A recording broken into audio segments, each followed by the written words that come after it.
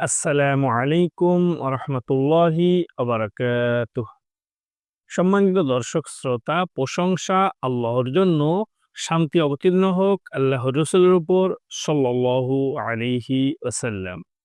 প্রিয় দ্বীনী ভাই এবং বোন, আজকে আমরা আপনাদের সম্মুখে সহিহুল বুখারীর ৯১ নম্বর হাদিসের সরল অনুবাদ নিয়ে উপস্থিত হয়েছি। কাজেই আর কথা না বাড়িয়ে আমরা সরাসরি চলে যাচ্ছি সহিহুল বুখারীর ৯১ নম্বর হাদিসের সরল অনুবাদে।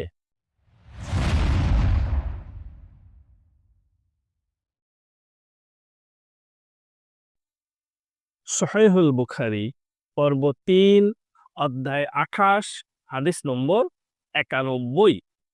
যায়েদ ইবনু খালিদ আল জুহানী রাদিয়াল্লাহু তাআলা আনহু হতে বর্ণিত, জনৈক ব্যক্তি নবী সাল্লাল্লাহু আলাইহি ওয়াসাল্লামকে কুড়িয়ে পাওয়া জিনিস সম্পর্কে জিজ্ঞেস করলে তিনি বললেন, তার বাঁধনের রশি, অথবা বললেন, থলে, ঝুলি ভালো করে চিনে রাখো।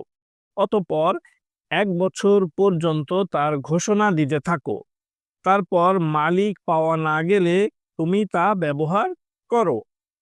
অতঃপর যদি এর প্রাপক আসে তবে তাকে তা দিয়ে দেবে। সে বলল, হারানো উটের ব্যাপারে কি করতে হবে? এ কথা শুনে আল্লাহর রাসূল সাল্লাল্লাহু আলাইহি ওয়াসাল্লাম এমন রাগ করলেন যে তার গাল দুটো লাল হয়ে গেল, অথবা বর্ণনাকারী বলেন তার মুখমণ্ডল লাল হয়ে গেল। তিনি বললেন, উট নিয়ে তোমার কি হয়েছে? তার তো আছে পানির মশক ও শক্ত পা, পানির নিকট যেতে পারে এবং গাছ খেতে পারে।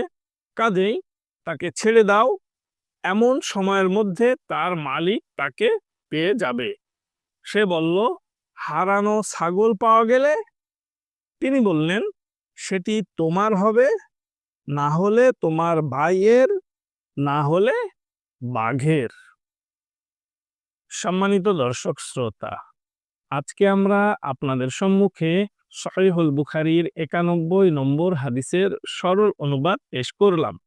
পরবর্তী হাদিসের সরল অনুবাদ নিয়ে খুব শীঘ্রই আপনাদের সম্মুখে উপস্থিত হব ইনশাআল্লাহ।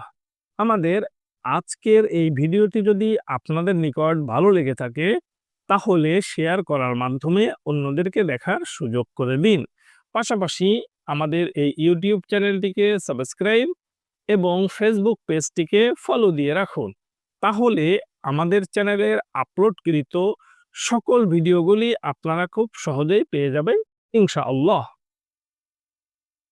ইসলাম প্রচারের স্বার্থে আমাদের পাশে থাকার আহ্বান জানিয়ে আজকের মতো আপনাদের মাঝ থেকে এখানেই বিদায় নিচ্ছি। সুবহানাকাল্লাহুম্মা ওয়া বিহামদিকা, আশহাদু আল্লা ইলাহা ইল্লা আনতা, আস্তাগফিরুকা ওয়া আতুবু ইলাইক। আসসালামু আলাইকুম ওয়া রাহমাতুল্লাহি ওয়া বারাকাতুহু।